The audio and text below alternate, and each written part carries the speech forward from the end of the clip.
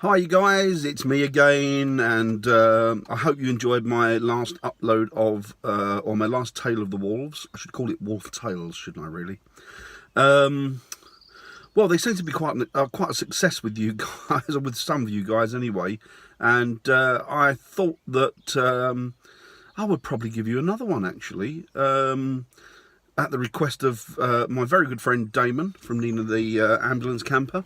And so, yeah, I thought I would just give you another one. Now, this one goes back a fair few years, really, when I initially started work as the wolf keeper at the zoo, or one of the zoos I worked at.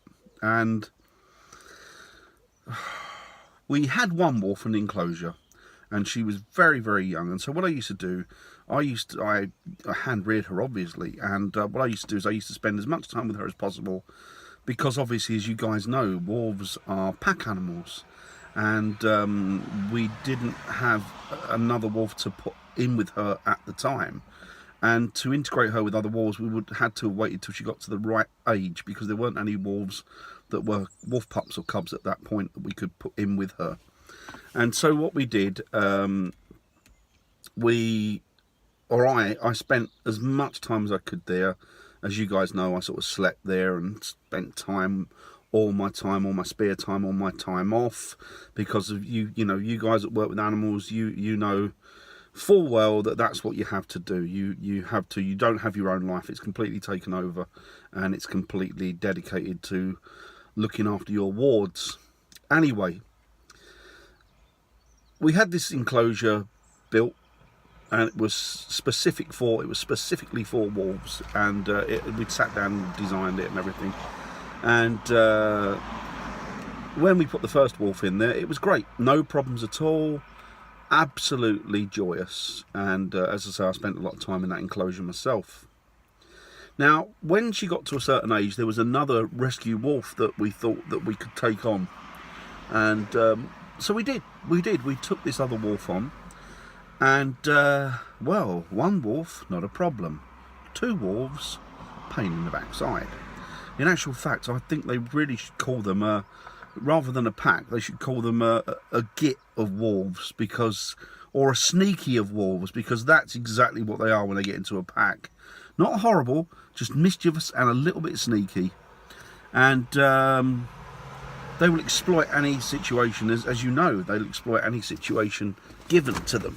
And so what happened, we put them both in this enclosure, and they were fine, they were great, but they thought that we had this great big picture window that was very, very thick. It was a safety window, and it was a security window, and we thought, great, we'll put it up at a certain height.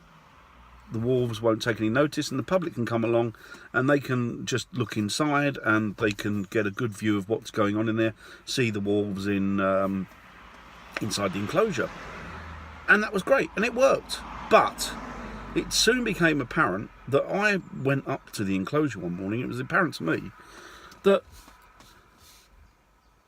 well, the window that we put in had muddy, wolfy paw marks all over it. Now, they weren't like that. These paw marks were like that. And I thought, well, how have they done that? And then I watched them, and as after the zoo had closed, I watched them in the evening, and obviously when it cooled down, they became more active. And what they were doing, they were running around the enclosure as fast as they could, and as they got up a head of steam near the glass window, they would leap, and they would use it like a wall of death. They bounce off of it, and then just spin around, and it became fun for them. And they got it into, it was like watching a circus act, because at one point, one was jumping and going over the other, then the other was coming around. You know, you had to see it to understand what I'm on about. But believe me, it was a spectacle. And I found this funny but annoying. And the annoying part was that window had to be cleaned every morning. Every morning I had to clean that window. And we didn't have a secure area to lock them off whilst I did it. So imagine going in there with a bucket and a squeegee and some cloths. It was just a nightmare. It was a game for them.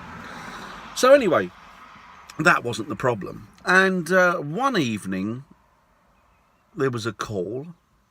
And what they'd done, and I don't know how they'd done it, because these windows are like lion-proof. They're tiger and lion-proof. But in their fun and games, they'd hit the glass window and knocked the thing out. They'd knocked it clean out of the frame. They'd taken some of the frame with it. So I don't know what head of steam or speed they were getting up, but they really must have hit it. So, suffice to say, window out, pitch black, very late at night, no wolves to be seen anywhere. Dear, dear, dear. What are we going to do? Well, we searched. Luckily, one of them was cowering under a bush. She was very meek and mild. She was very, very, shall we say, mouthy and full of it when she was in the enclosure. But outside the enclosure, she wasn't such a big deal. And we found her hiding under a bush just outside the enclosures. That wasn't a problem. Now, bear in mind, these wolves have been hand-reared, so they were, you know, they weren't. They've been hand-reared, so they were used to humans. So they were nonplussed by us. And obviously, once we got her, we could put her back into the enclosure and make good. The other one couldn't find anywhere. And we thought, well, where on earth is she gone to? She must be around here somewhere. So various people went off in different places to search, and the owners, or one of the owners said, and the keeper said, we can't find her. We don't know where she is. We're just going to go back home. Well, previous to this, the wolf that was missing had been hand-reared or partially hand-reared in the owner's home. And so this wolf, rather than making her bid for freedom, rather than doing the off and enjoying life on the lam, as it were, maybe the wrong word to use, lamb, where wolves are concerned, but yeah, what she did was she made her way back to the house. And the house obviously was in zoo grounds. And they didn't think anything of it, but there was a little boy that lived in the house that he knew her, he'd been around her. She didn't pose a problem. She was perfectly fine, perfectly safe. But she got into his bedroom. And she decided to continue the game in his bedroom that helped her escape from the enclosure. That is to use his bedroom like a wall of death. He woke up screaming, "There's a wolf, there's a wolf, there's a wolf in the bedroom, there's a wolf in the bedroom." The wolf was taken out of the bedroom. The boy was then calmed down and said, "No, it's just a dream. Don't worry. You're just having a bad dream. You're fine. It's absolutely fine." But behind him on the wall, there was all these dirty paw marks. And there was a great, big, stinking, massive, wet, muddy wolf paw mark right on his forehead. Imagine that.